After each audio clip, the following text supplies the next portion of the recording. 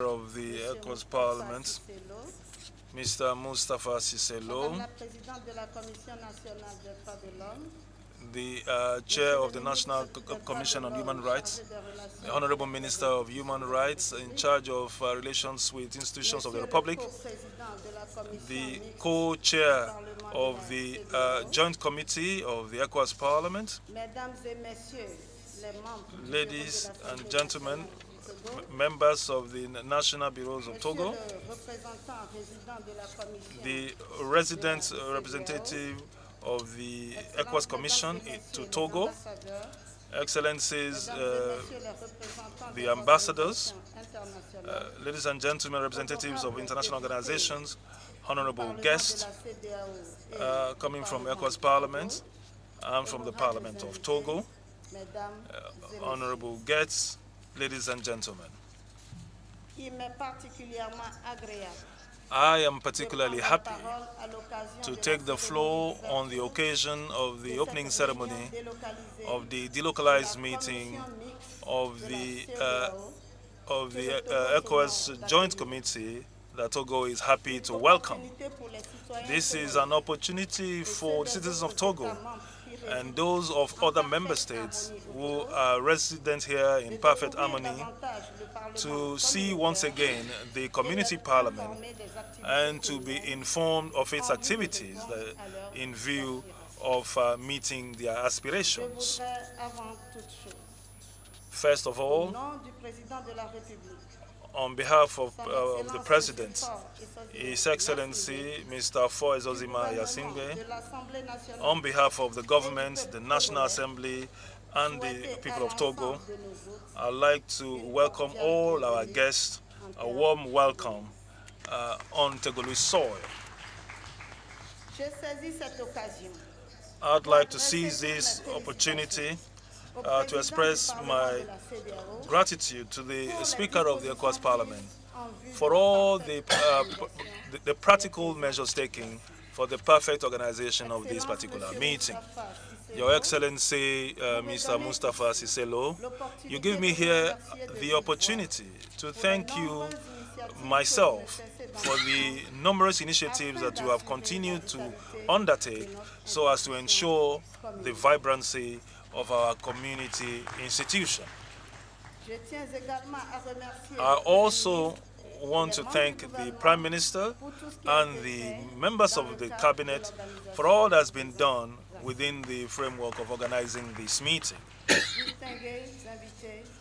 Distinguished guests, ladies and gentlemen, it is with gratitude that I really take on board the honor that is done to me for chairing the opening ceremony of this meeting, which is within the framework of the periodic meetings of the Joint Committee of the Community Parliament, with the purpose of discussing all issues that relates to the life of the community and to propose to our various governments legal instruments and concrete proposals. These periodic meetings give an opportunity to our community institution not only to provide its contribution to improving the lives of our people, but also to make known to the people of the region that will also be well informed of activities carried out by the elected officials in their name. Opportunity thus is given to me to share with this August Assembly some reflections that focus on the theme that is as such, contribution of international organizations and non-governmental organizations in providing support in terms of healthcare, housing, food and nutrition to displaced persons and refugees in West Africa, parliamentary approach for the adoption of community standards. Mr. Speaker of the ECOWAS Parliament, honorable members, distinguished guests, ladies and gentlemen, migrations are an integral part of the history of our sub-region.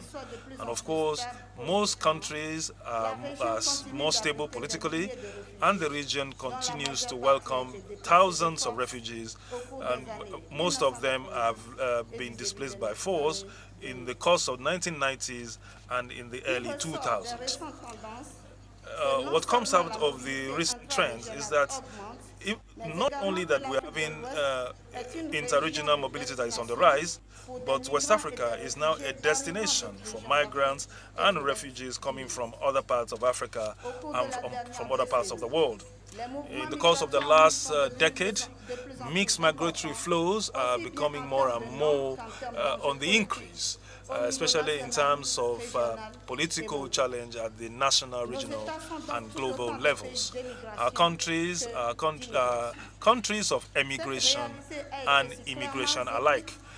This reality was clearly described in the terms of reference of this meeting that I will not bore you with by talking about it. I will then limit myself to some questions. Why provide assistance to displaced persons and refugees? How do we go about it? Distinguished guests, ladies and gentlemen, we do travel to move out of our countries, not only for professional reasons, but sometimes for family and other reasons. And we take this opportunity to salute the professionalism and the availability of hotels and sometimes host families who do their best to give us a very warm welcome. In spite of all the efforts that we're making, we make the same observation. We discover that we are not at home. The family comfort is lacking. How then won't we understand what happened to these people who would have to be displaced by force? They have to go fast and in enduring pain and leaving everything behind them. Mr. Speaker, distinguished guests, ladies and gentlemen, relative to refugees and its 1967 protocol, as well as other legal texts such as the OAU Convention of 1969 on refugees, are up till now the foundation for the protection of refugees. However, even though this is guaranteed by international law, the support to displaced persons and refugees is really at the lowest ebb.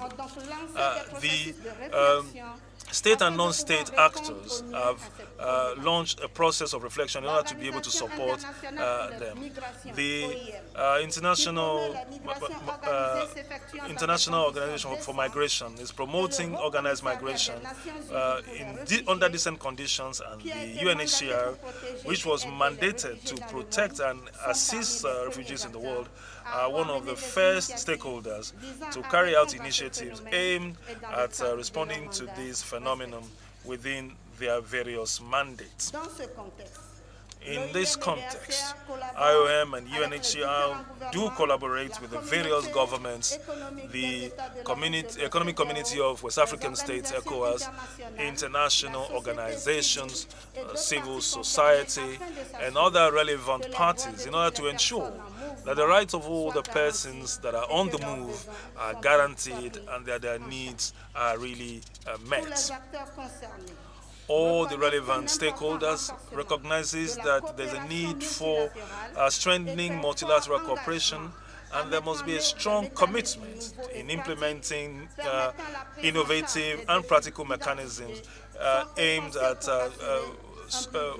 solving the issues so as to respect the human rights of migrants and a better protection for refugees and persons on the move in the ECOWAS region. Honorable Speaker, distinguished guests, ladies and gentlemen, displaced persons and refugees constitute a group of people that are the most vulnerable in the world and are very often confronted with difficulties having access to health services, housing, food, and nutrition. These persons, therefore, do need protection for multiple reasons. Many obstacles are preventing them to enjoy their rights, especially some legal constraints, and obviously the host countries cannot alone make sure that these people can really enjoy their rights. International organizations and non-government organizations, on their part, in collaboration with ECOWAS, have carried out relevant action with providing healthcare, housing, food and nutrition in the member state. Their free and autonomous initiatives have had a positive impact on our various societies, but this will require a legal and constitutional framework within the community in order to facilitate their intervention at the regional level. This means that it is absolutely necessary to have a parliamentary approach for the adoption of community standards. To this end, I am happy of the holding of this meeting to brainstorm in an overall manner on the issue. Obviously, the choice of this theme shows appropriately the need for our countries to agree better mechanism of information sharing and of pooling our resources and tools to that effect. We could, to this end, have common capacity and resources to act fast and efficiently with regards to the request of this vulnerable segment of our society. Mr. Speaker, honorable MPs, I do not doubt the commitment of member states of our community in working towards translating this into reality by pooling our energies so that we can optimize the utilization to be able to optimize the use of available human and financial resources and speed up the support in terms of healthcare, housing, food and nutrition for persons and refugees within the region. Togo, on its part, under the high authority of the President, His Excellency Mr. Osman Yasingbe, would put special attention on the conclusion that will come out of this meeting and reaffirms his commitment to support all the initiatives aimed at strengthening further the regional social integration that the governments want to build. Mr. Speaker of the ECOWAS Parliament, distinguished guests, ladies and gentlemen, in closing, I would like to express my gratitude to technical and financial partners for their constant and unflinching support to the government in implementing projects and programs, of which the impacts are significant in the management of migratory flows. I would like to express the wish that this meeting would lead to more active solidarity towards displaced persons and refugees in our community. It is on this note that I would like to declare open the delocalized meeting of our community parliament. Once again, you are welcome to Togo. I wish that you will enjoy your time here. Long live ECOWAS.